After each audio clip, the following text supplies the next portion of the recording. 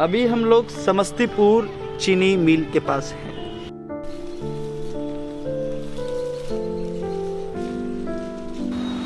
समस्तीपुर चीनी मिल 1917 ईस्वी में स्थापना हुआ और 1921 ईस्वी से इसमें उत्पादन प्रारंभ हो गया।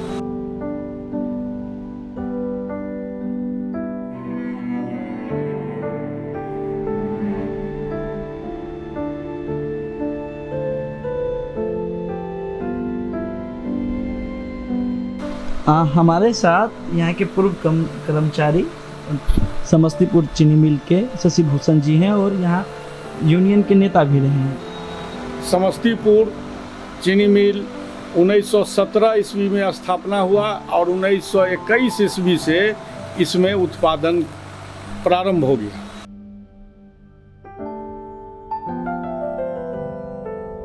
चौबीस घंटे में 8000 क्विंटल पेराई क्षमता की ये कारखाना स्थापित की गई थी और लगभग 1000 मजदूर इसमें काम करते थे।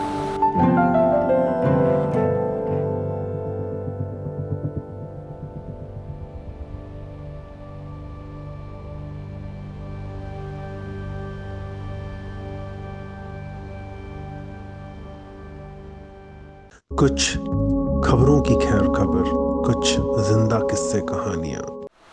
सर क्या इतिहास है? इतिहास है कि जब हमारा देश गुलाम था, अंग्रेज इस देश पर शासन करने के लिए आए, तो अंग्रेज़ों ने पूरे बिहार के मिट्टी का, जलवायु का सर्वे करवाया और उस सर्वे के अधीन उसने पाया कि उत्तर बिहार की जो भूमि है वह गन्ने की खेती के लिए सबसे उर्वरा भूमि है। इस भूमि पर गन्ने का फसल जो है सो उसका उपज, और सबसे बड़ी बात है कि उसमें चीनी की मात्रा अत्यधिक पाई जाएगी। इसी सोच के तहत अंग्रेजी हुकूमत ने उत्तर बिहार में चीनी उद्योग के स्थापना का प्रारंभ किया कार्य, और सर्वप्रथम 1905 ईस्वी मढ़ौरा में उन्होंने शुगर इंडस्ट्री की स्थापना की और उसके बाद से समस्तीपुर चीनी मिल 1917 ईस्वी में स्थापना हुआ और 1921 ईस्वी से इसमें उत्पादन प्रारंभ हो गया। और उस समय जो टेक्नोलॉजी थी, उस टेक्नोलॉजी के आधार पर इस फैक्ट्री को स्थापित किया गया था। 800 टन, कहने का मतलब है कि 24 घंटे में 8000 क्विंटल पेराई क्षमता की ये कारखाना स्थापित की गई थी और लगभग 1000 मजदूर इसमें काम करते थे। 10,000 किसान इस मिल से जुड़े हुए थे जो गन्ने की खेती करके, जिसमें समस्तीपुर ज़िला मुख्य रूप से है और बगल का ज़िला आपको दरभंगा, बेगूसराय, वैशाली से भी गन्ने की खेती होती थी और वहाँ से गन्ना आता था इस मिल में पेराई के लिए। और इस चीनी मिल के स्थापना के बाद से ही और भी कारखाने लगने शुरू हुए। जैसे इसी मिथिलांचल की धरती पर बगल का ज़िला है दरभंगा, जहाँ रैयाम की शुगर फैक्ट्री स्थापित हुई। उसके बाद फिर मधुबनी ज़िला में लोहट स्थापित हुआ, फिर सकरी हुआ। क्रमशः शुगर इंडस्ट्री का उत्तर बिहार में प्रारंभ हो गया। अंग्रेज़ों के देखा देखी अपने हिंदुस्तान के जो भी उद्योगपति थे वो भी शुगर इंडस्ट्री के क्षेत्र में रुचि लेना प्रारंभ किए और इसमें सबसे पहले बिरला ग्रुप अग्रगण्य भूमिका निभाया। दुर्भाग्य है कि हम जहां अभी बात कर रहे हैं समस्तीपुर चीनी मिल, जिसमें 1000 मजदूर काम करते थे जो इसमें सीधा काम करते थे। इसके अलावे जो अन्य प्रकार के मजदूर, जैसे गाड़ी भाड़ा चलाने वाले, ट्रैक्टर चलाने वाले, उस समय बैलगाड़ी था, बैलगाड़ी से गन्ने की ढुलाई करने वाले, इस प्रकार के भी मजदूर उससे जुड़े हुए थे। और खेतीहर मजदूर जो गन्ने की खेती में लगे हुए थे वो इससे जुड़े हुए थे। साथ साथ किसान जो गन्ने की खेती करके और उनकी आर्थिक आमदनी सुदृढ़ होती थी और उस पैसे से वो अच्छे ढंग से अपने बच्चों की पढ़ाई, बेटियों की शादी इत्यादि करते थे। लेकिन दुर्भाग्य है कि 1997 ईस्वी आते आते जब बिहार में राजद की हुकूमत थी तो उस समय शुगर इंडस्ट्री का बंद होने का सिलसिला पहले से ही प्रारंभ हो चुका था। उसी कड़ी में समस्तीपुर का चीनी उद्योग भी बंद हो गया। 97 में इसमें उत्पादन बंद हो गया।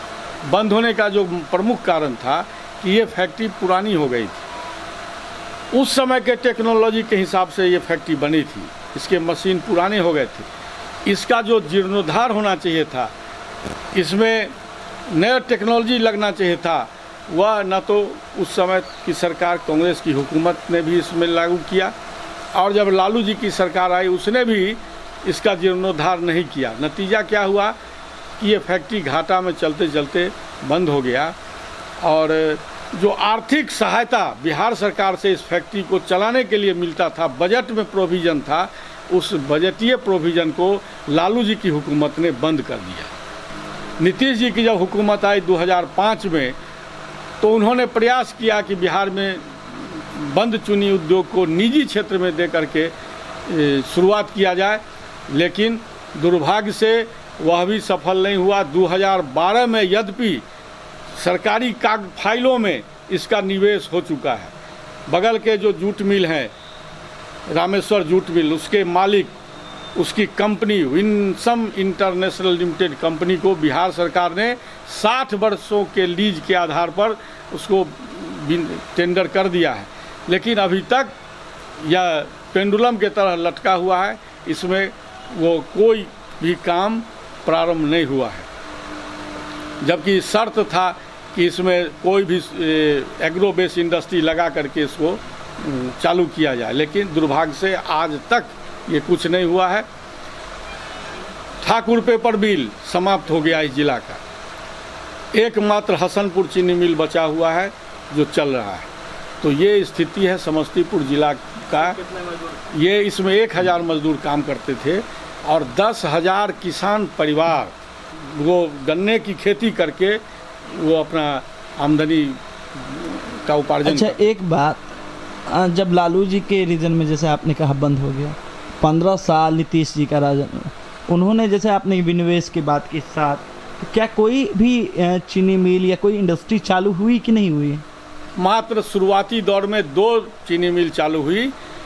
वो जो एक पूर्वी चंपारण में है सुगौली और एक पश्चिम चंपारण में है लौरिया, जो भारत सरकार का उपक्रम है HPCL, उसने उसको लिया लीज पर और उसने चालू किया। उसमें उत्पादन हो रहा है। बाद बाकी जो 7 फैक्ट्री में निवेश हुआ, जिसमें रैयाम, सकरी, समस्तीपुर, बनबंग, बिहटा, इन जगहों पर जो निवेश हुआ वहाँ अभी तक कुछ नहीं हुआ है, यथावत स्थिति में है। केवल स्क्रैप सारे का सारा बिक गया। तो सर क्या कारण है बंद होने के, क्या कारण थे? तो जिस समय टेक्नोलॉजी था उस समय के टेक्नोलॉजी के आधार पर शुगर इंडस्ट्री लगे। बाद के दिनों में टेक्नोलॉजी में सुधार होना चाहिए था, नए नए टेक्नोलॉजी आने लगे, उसको करने के लिए सरकार की इच्छा शक्ति नहीं थी। जबकि आज भी 9 फैक्ट्री शुगर फैक्ट्री बिहार में प्राइवेट सेक्टर में चल रहे हैं। क्यों चल रहे हैं? उसने समय समय पर उसके टेक्नोलॉजी में सुधार किया, क्षमता का विस्तार किया। बगल का ही हसनपुर, जो जितना कैपेसिटी का ये फैक्ट्री था उसी कैपेसिटी का हसनपुर शुगर फैक्ट्री भी था। आज हसनपुर की क्षमता लगभग 40,000 क्विंटल प्रतिदिन पेराई की हो गई है। विस्तार किया उसने, तो वो सरवाइव कर रहा है। वह भी लालू जी के पैटर्न पर ही चलना शुरू कर दिए कि जिस प्रकार लालू जी भैंस चराओ, गाय चराओ, शुगर चराने वाले, घोंघा चुनने वाले इत्यादि का नारा दे करके राज करते रहे, उसी प्रकार इन्होंने भी केवल रेवड़ी बांटने का काम शुरू कर दिया। विकास मित्र, त्रिकोण मित्र, न्याय मित्र, पशु मित्र, कौन कौन मित्र करके बहाली करके, जो बुनियादी चीज़ है, ठोस चीज़ है, जिसका प्रभाव सैकड़ों बरस तक पड़ता है, एक इंडस्ट्री से का प्रभाव 100 साल तक जाता है। यही इसी इंडस्ट्री का ले लीजिए, बिहार समस्तीपुर का 1917 ईस्वी में स्थापित हुआ था, लगभग 100 साल होने जा रहा है। अगर ये सर्वाइव कर रहता 100 साल से ऊपर हो गया रहता। माने 4 जिला तो मुख्य रूप से समस्तीपुर, दरभंगा, बेगूसराय और वैशाली मुजफ्फरपुर, ये इतने जगह से गन्ना ये 1977 में बंद हुआ, 97 और 1997 में बंद हुआ।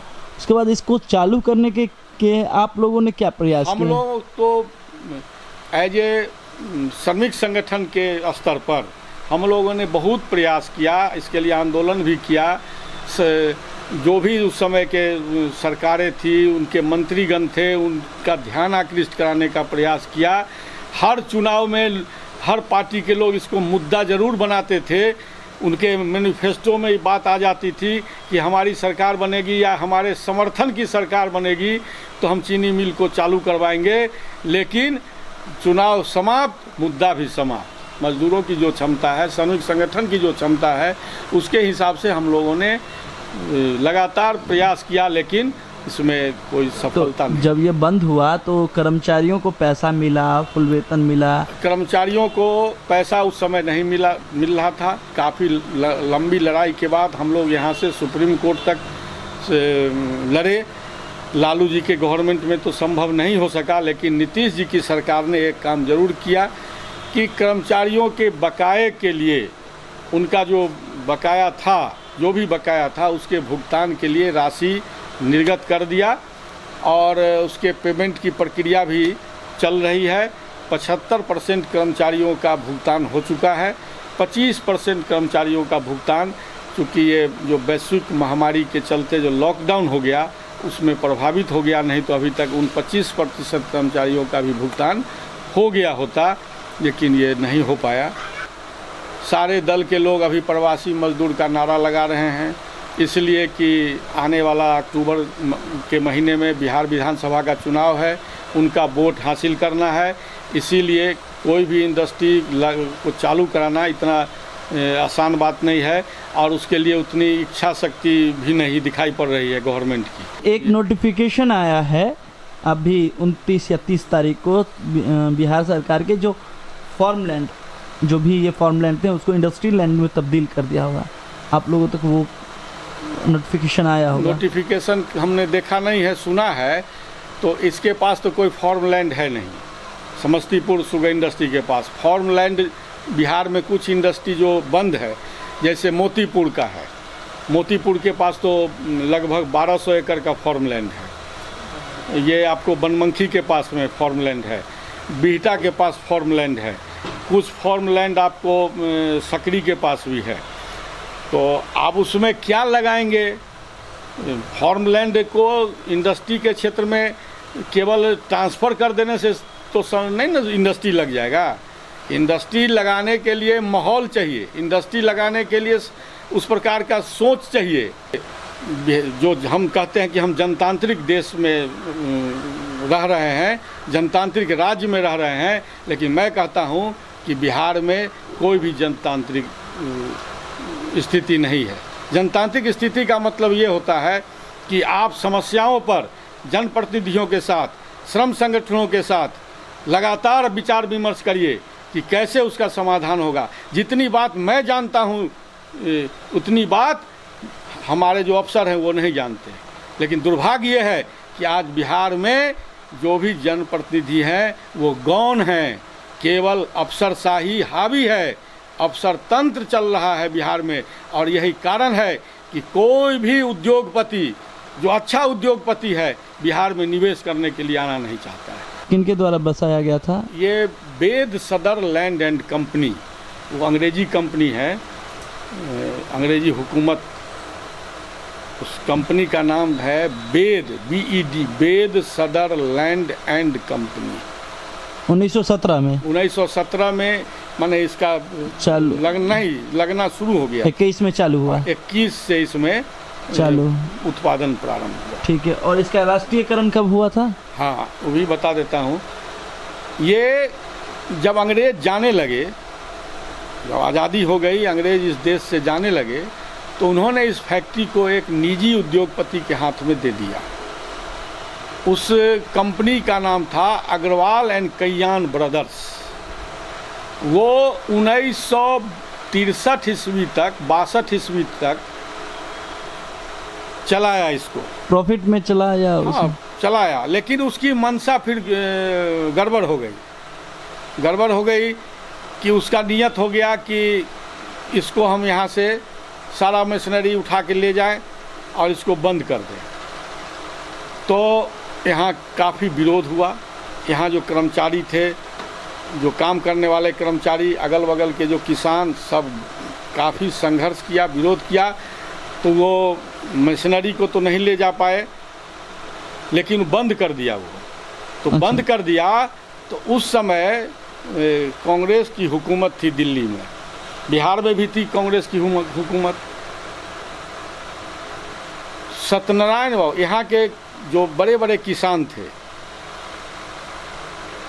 उन लोगों ने जा कर के सत्यनारायण बाबू से अप्रोच किया। सत्यनारायण सिन्हा इसी जिला के केंद्र में मंत्री थे, नेहरू जी के मंत्रिमंडल में बहुत ही नेहरू जी के प्रिय पात्र मंत्री थे, और कर्पूरी जी को भी बहुत मानते थे। उस समय कर्पूरी जी विरोधी दल में थे। कर्पूरी ठाकुर जी ने भी काफ़ी उस समय भूमिका निर्वाह की थी, और उसका परिणाम हुआ कि भारत सरकार ने defence of India rules act, DIR act, defence of India rules act के तहत एकमात्र शुगर इंडस्ट्री समस्तीपुर का ही है पूरे हिंदुस्तान में जो DIR एक्ट के तहत भारत सरकार ने उसको अधिग्रहण किया था। कितने ईस्वी को? 1963। ठीक है। और उसके बाद से भारत सरकार के अधीन ही ये मिल में उत्पादन चलता रहा। 1972 ईस्वी में भारत सरकार ने इसके मैनेजमेंट को बिहार सरकार को ट्रांसफ़र कर दिया। ठीक है। बिहार सरकार लोकल बोर्ड बना करके इसका संचालन करती रही। बाद में 1976 में शुगर एक्विजिशन एक्ट बना। उस शुगर एक्विजिशन एक्ट के तहत चीनी निगम की स्थापना हुई, और भी कुछ जो इंडस्ट्री बंद थे, जैसे सकरी बंद हो गया था, लोहट बंद हो गया था, रैयाम बंद हो गया था, इन सारे मिलों को लेकर के शुगर एक्विजिशन एक्ट के तहत इसका अधिग्रहण करके इनके मैनेजमेंट को चीनी निगम के अधीन दे दिया गया। उस समय से 1977 से इसका संचालन चीनी निगम के अधीन होने लगा, और चीनी निगम के ही अधीन होते होते 1997 आते आते कारखाना में पेराई बंद हो गया। बिहार में सबसे बड़ा दुर्भाग्यपूर्ण स्थिति जो ये है कि बिहार में वर्किंग कल्चर समाप्त है। वर्किंग कल्चर मीन्स कि बिहार में ब्यूरोक्रेसी हावी है।